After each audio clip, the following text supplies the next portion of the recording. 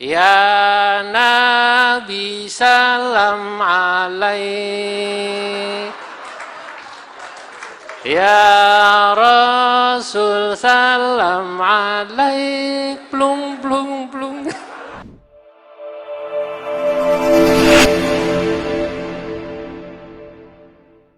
Saya lihat ternyata Cina itu Islamnya unik juga, punya khasais, kekhasan ala Cina. Saya dibawa oleh teman saya ini, orang Cina nih. Dia Muslim asli dari suku Hui, asli. Muslim di Cina sekitar 70 juta. Jadi kalau bapak-bapak, ibu-ibu orang Lombok pergi haji, suka melihat itu sorban, ya dijual oleh orang Arab made in China, gitu ya. Kemudian kerudung made in China. Kemudian tasbih made in China. Lalu orang Lombok, orang Bima, begitu keluar dari masjid, ditawarinya oleh mereka, haji, khams real, hajjah, khams real. Dilihatnya, oh 5 real. Mau nawar 2 real, dia bingung bahasa Arabnya 2 real. Dia ingat sholat subuh, one, rok'ataini. Tangannya begini, rok'ataini. Untung yang dagang paham. Kata yang dagang, 3 rakaat fardha lillahi ta'ala, Allahu Akbar. 3 rakaat fardha lillahi ta'ala, Allahu Akbar. Jadi ini bahasa Arabnya saya sebut bahasa Arab salah paham. Yang ngomong salah, yang dengar paham. Nah, begitu dibilang 3 rakaat fardha lillahi ta'ala, Allahu Akbar, yang jual bilang, yang beli bilang mustaqbilal kiblah lillahi ta'ala. Nah ini produk ini yang bikin saudara muslim kita di Cina. Saya sudah datang ke pabrik.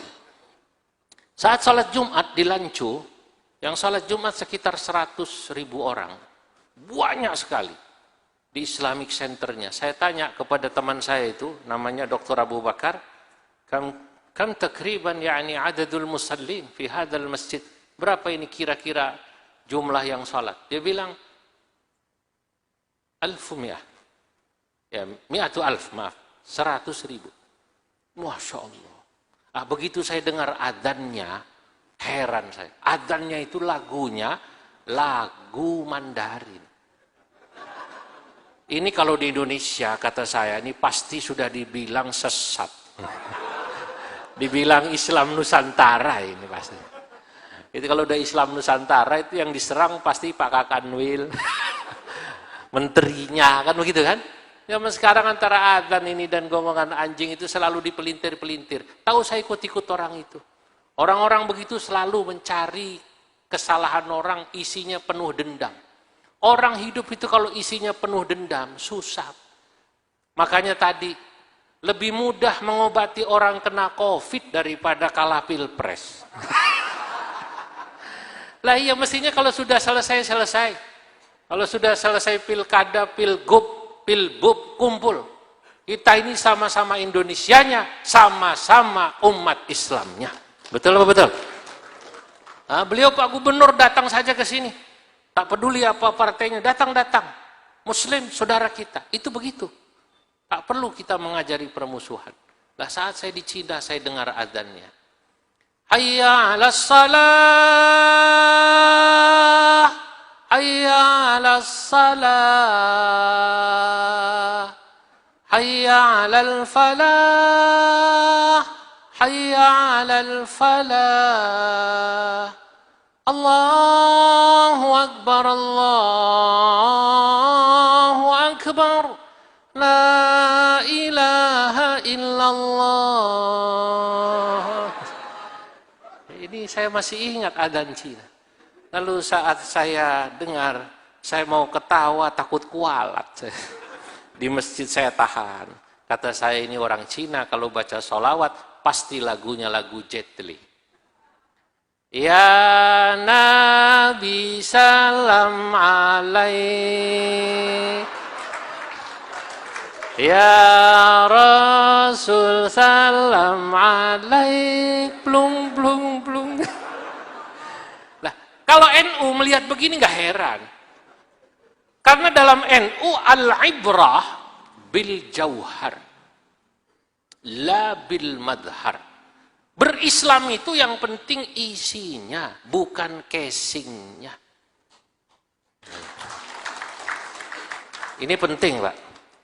Bagi ulama NU yang mengajarkan ilmu itu dilihat isinya. Isinya apa? Sholawat Kiai.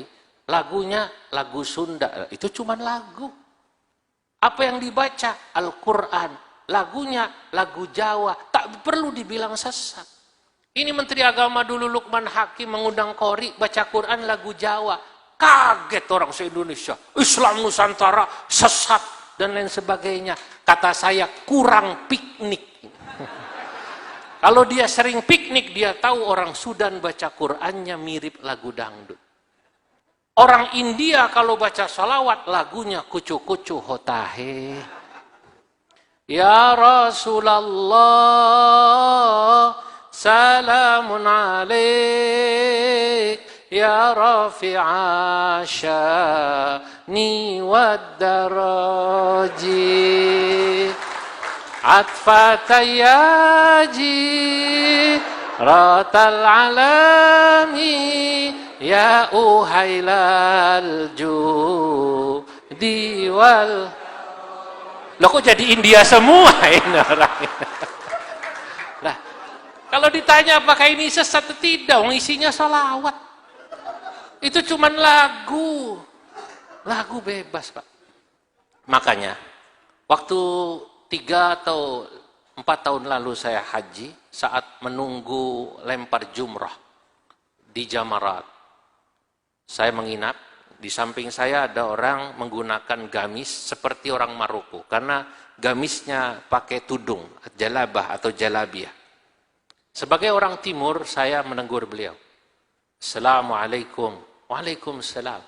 Saya tanya, Maghribi anta, mundur sedikit sini. Nah, sini. Nah, ini. Maghribi anta, bapak orang Maroko? La, dia bilang. Aljazairi? La. Tunisi? La. Dia meledek saya. Ayo sebut. Ana Saudi, saya orang Saudi. Lakin walidi wa ajdad kana min Uzbek. Tapi bapak saya, kakek saya dari mana? Uzbekistan. Alhamdulillah waqad zurtu Uzbek, saya sudah berangkat ke Uzbek, saya ziarah ke makam Imam Bukhari di Samarkand, dan saya ziarah ke makam Syekh Bahauddin An-Naqsyabandi, mursyid tariqah Naqsyabandiyah di Bukhara. Jadi jangan salah, Imam Bukhari makamnya di Samarkand, Imam Bahauddin An-Naqsyabandi di Bukhara. Lalu beliau langsung menegur saya, karena saya pakai sarung nih. Dia langsung bilang, Andunisi, Indonesia ya? Aywa, Andunisi. Jakarta, aywa, Jakarta, asimatil bilad, ibu kota. Ana ruh Jakarta walau marrah. Saya sudah pernah ke Jakarta sekali. Ana ruh Puncak, saya sudah ke Puncak. Tahu Puncak juga ini Pak Gubernur. Terkenal Puncak itu ya. Untung dia tak bilang ana ruh Lombok. Untung dia nggak bilang Lombok belum. Harus dibawa ke Lombok. Ya.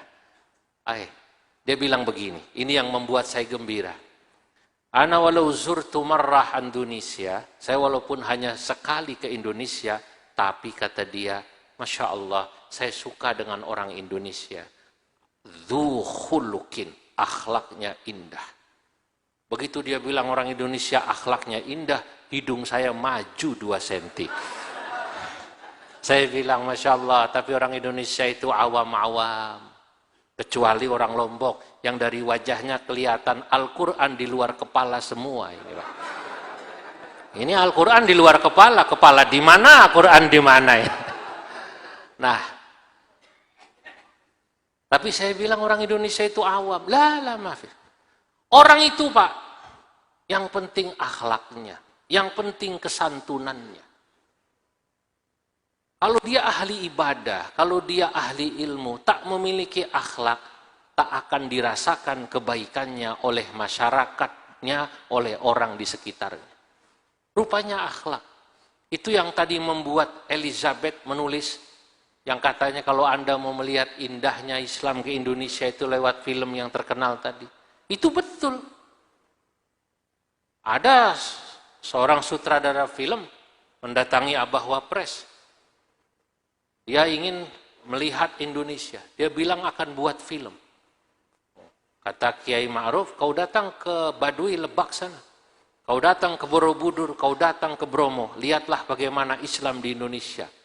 Begitu dia berputar Indonesia, dia bilang, saya akan buat film, dia orang Italia, tentang Islam Nusantara.